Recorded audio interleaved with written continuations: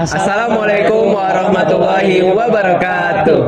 Halo teman-teman semuanya, kami dari Fakultas Ekonomi dan Bisnis UIN Syarif Hidayatullah Jakarta, program studi Ekonomi Pembangunan kelas C. Sebelumnya, izinkan kami memperkenalkan diri kami terlebih dahulu. Perkenalkan, nama saya Muhammad Nurahid. Nama saya Muhammad Abidra Al-Ghifari. Nama saya Arianto Wahid Sujatmiko. Nama saya Maulana Malik Ibrahim. Nama saya Muhammad Irfan Eki. Dan nama saya Muhammad Kafif Muharram. Jadi, kelompok kami di sini akan menjelaskan tentang pasar monopolistik. Yuk, ikuti kami untuk lebih jelasnya. Yuk.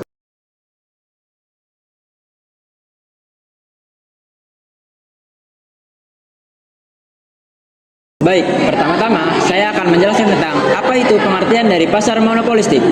Pasar monopolistik adalah pasar yang terdiri dari banyak penjual yang menawarkan produk dengan fungsi yang sama, tetapi memiliki perbedaan dalam hal merek, kualitas, kemasan, atau pelayanan. Nah, karena ada perbedaan tersebut, maka setiap penjual memiliki sedikit kekuatan untuk menentukan harga.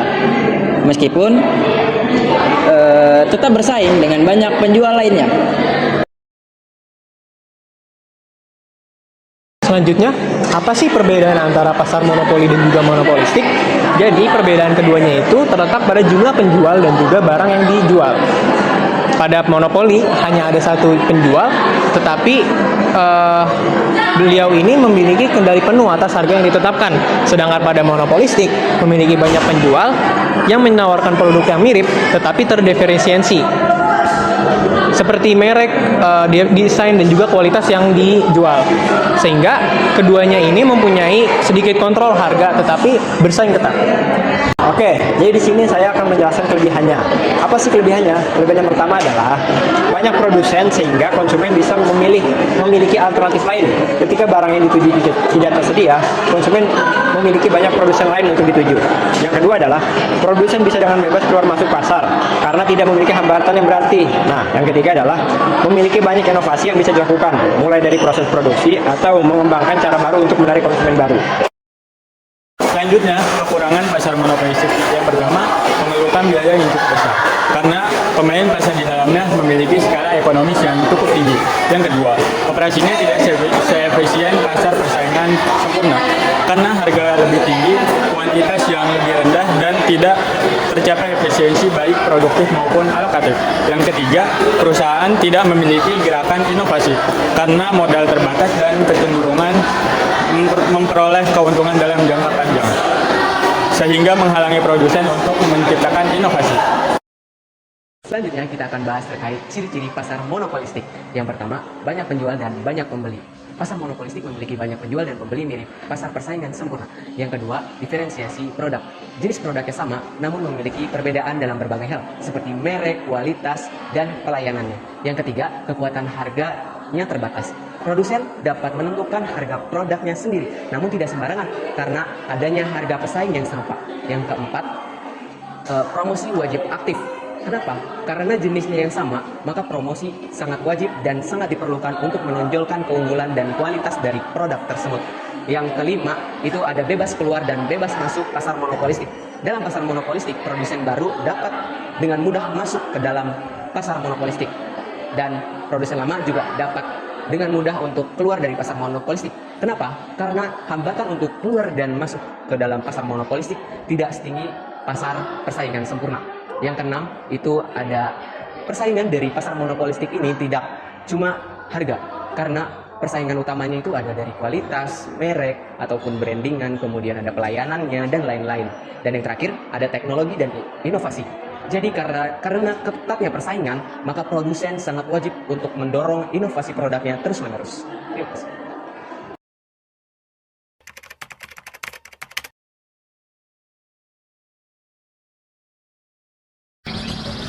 Baik, sebelumnya saya ingin bertanya, boleh Pak? Ya, silakan. Nama warungnya apa Pak? Nasi goreng Wonogiri. Saya ingin langsung membuka pertanyaan aja. Ya. Pertanyaan pertama, apa yang menjadi perbedaan ayam geprek ini dengan ayam geprek yang lainnya? Dirasa. Rasanya. Orang. Selain itu apa Pak? Ya, mungkin kan di sambelnya. Kalau misalkan ada banyak pilihan sambel itu ada macam sambal bawang, sambal korek, hijau, sambal terasi. Kalau yang lain mungkin kan cuma satu atau dua gitu kan. Untuk pengaturan harga ketika ada pesaing itu disesuaikan dengan apa Pak? Ya, kalau kita persaingan harga mah kayaknya kan sama.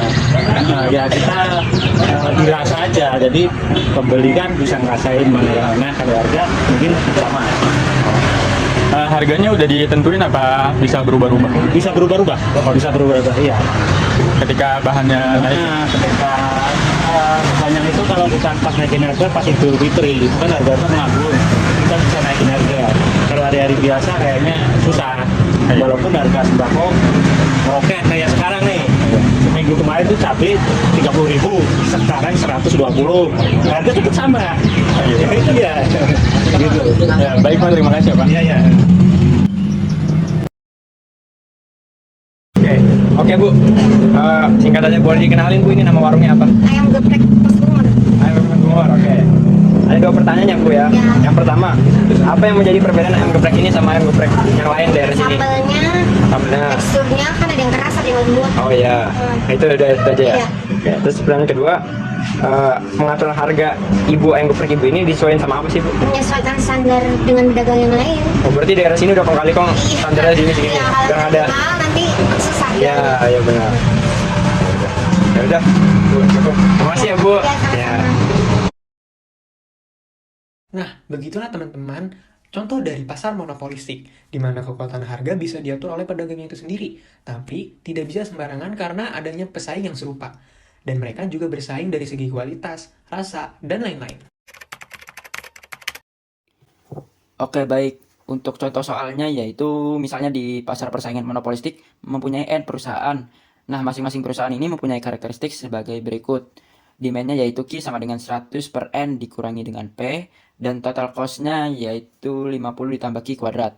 Kita diminta untuk menghitung harga dan kuantitas keseimbangan dinyatakan dalam N, kemudian kita disuruh untuk menentukan profit dalam N, dan kita disuruh untuk menentukan dalam jangka panjang berapa sih perusahaan yang ada di dalam pasar. Oke, kita hitung. Ini adalah persamaan demand-nya yaitu Q sama dengan 100 per N dikurangi dengan P. Yang pertama kita tentukan dulu total revenue-nya. Total revenue yaitu perkalian antara price dengan quantity. Price-nya kita ganti dengan inverse dari persamaan permintaan. Maka P-nya sama dengan 100 per N min Q dikalikan dengan Q. Maka TR-nya yaitu 100 Q dibagi dengan N dikurangi dengan Q kuadrat. Di sini kita bisa menentukan marginal return-nya yaitu turunan pertama dari TR yaitu 100 per N min 2Q. Kemudian kita tahu total cost-nya tadi 50 plus Q kuadrat, maka turunan dari total cost-nya yaitu MC yaitu sama dengan 2Q. Selanjutnya ada keseimbangan yaitu MR sama dengan MC, didapat Q sama dengan 25 per N dan P sama dengan 75 per N. Profitnya berapa? Profitnya yaitu selisih dari total revenue dengan total cost-nya, maka didapat yaitu 1250 per N kuadrat min 50.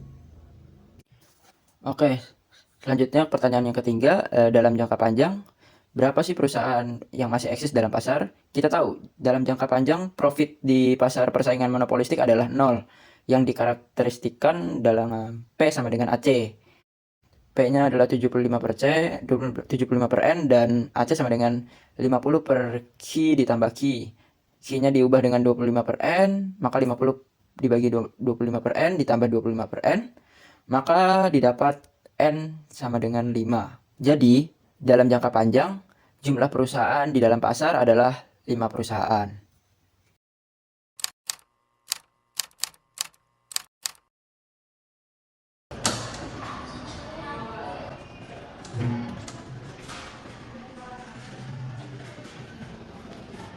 Jadi, kesimpulannya yaitu, pasar persaingan monopolistik adalah pasar dengan banyak penjual yang menawarkan produk mirip, tetapi berbeda.